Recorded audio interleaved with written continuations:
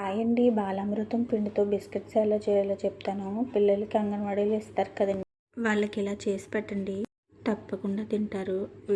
Video start చేసే ముందు నా ఛానల్ని సబ్స్క్రైబ్ చేసుకో. ముందుగా ఒక కప్తో 3 కప్పులు బాలామృతం పిండిని తీసుకున్నాను. తర్వాత 1/2 కప్పు నువ్వులు వేసుకుంటున్నాను.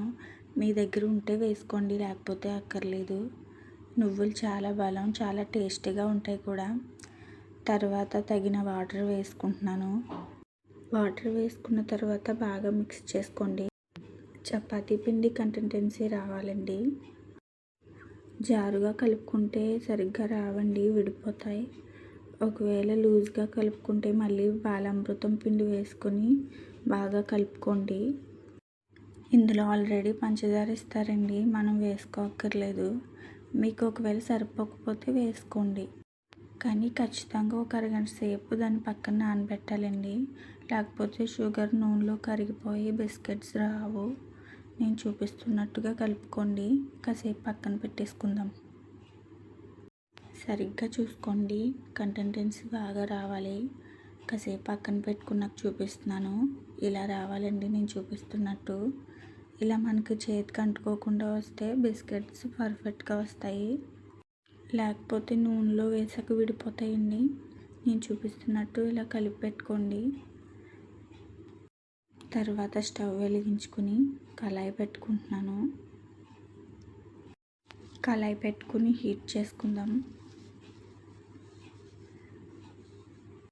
కళాయి వేడెక్కేలోపు నాదొక చిన్న మాట అండి. ఇక్కడి వరకు వీడియో చూసారంటే మీకు నా వీడియో నచ్చే ఉంటుంది. సబ్స్క్రైబ్ చేసుకోండి, లైక్ చేయండి.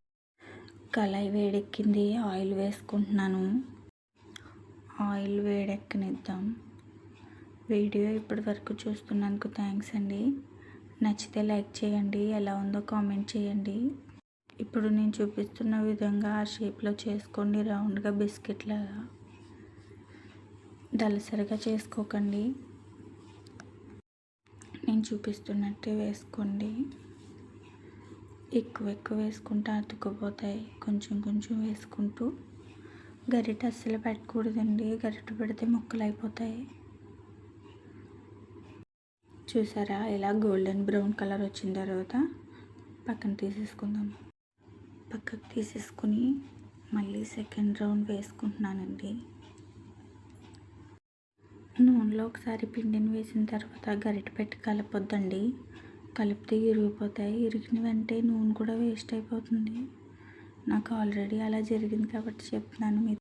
ఓకే, ఎంతో టేస్టీ అయిన బాలామృతం బిస్కెట్స్ రెడీ. నాకైతే ఇవి చాలా ఇష్టం,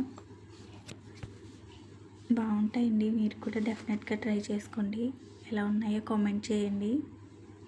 సబ్స్క్రైబ్ చేసుకోండి, షేర్ చేయండి, లైక్ చేయండి. Thanks for watching.